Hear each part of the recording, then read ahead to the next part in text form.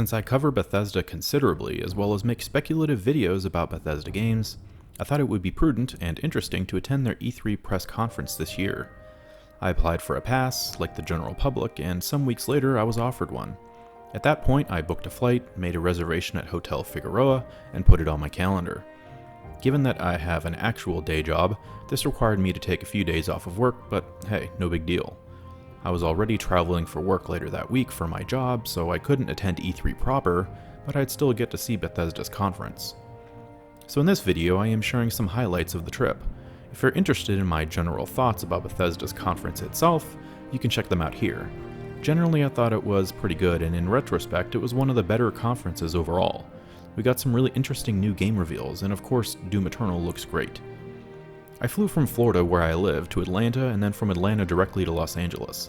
Since I fly a lot for my actual job, I have status with Delta and managed to get upgraded to first class on my way out there and back, so the traveling part of this trip was great. It also helped that I was flying out early on a Sunday morning. So I landed in Los Angeles around 11:30 local time, and then went directly to my hotel, which was Hotel Figueroa.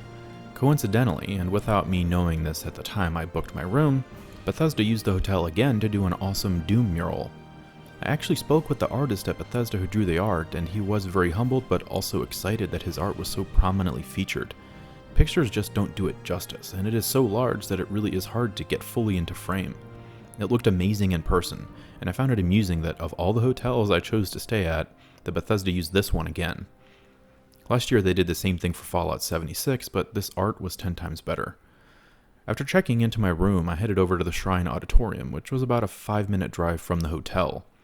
Check-in started around 1 p.m., and at that point they allowed people into a closed area with various games to play, like cornhole and other photo opportunities. The main attraction, however, was the open bars. Let me tell you, this event was free to attend, and they provided unlimited free alcohol and later on food, but I'll get there. Some people online had mentioned that Bethesda's crowd seemed to be a little more excited and rowdier than in other conferences.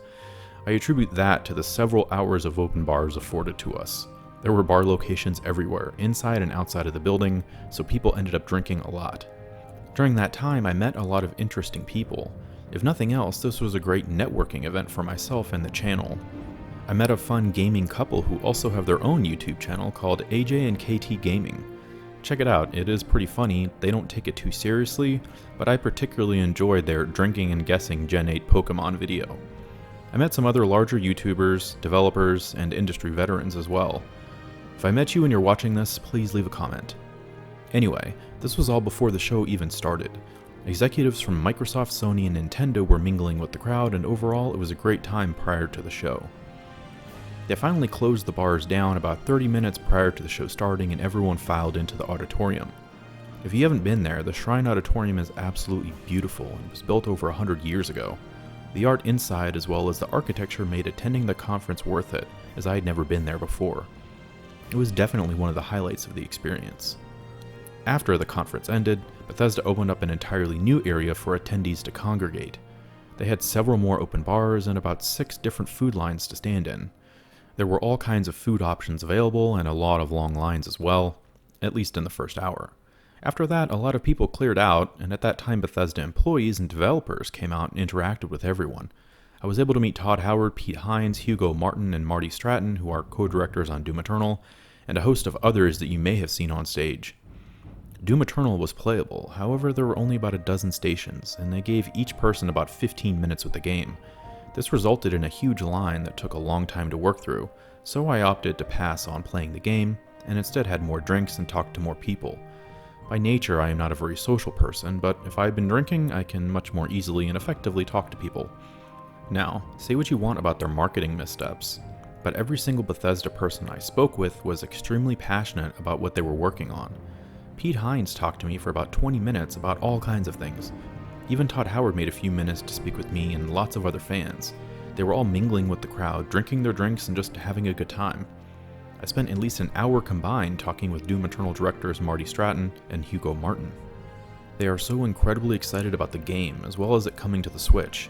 They just want people to play it, and I could tell that they can't wait for people to get it in their hands. The event ended close to midnight, at which time I headed back to the hotel.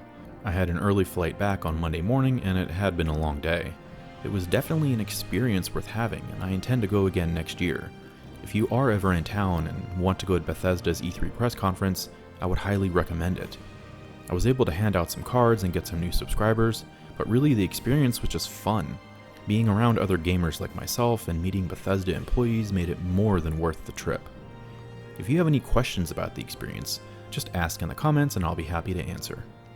If you enjoyed this video, please be sure to like and subscribe, maybe click that bell icon, and as always, thank you so much for watching.